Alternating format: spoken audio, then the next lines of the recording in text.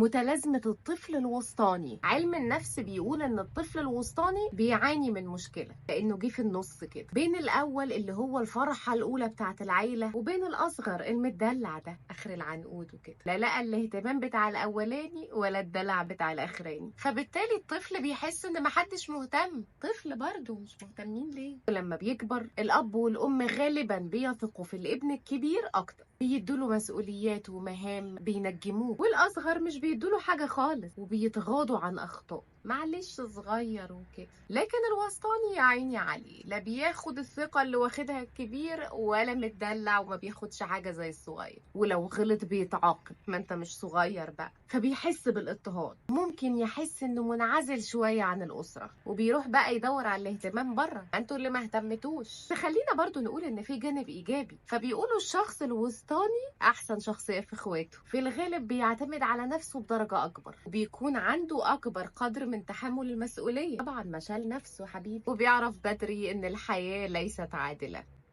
والله قطعته قلبي. مين هنا طفل وسطاني؟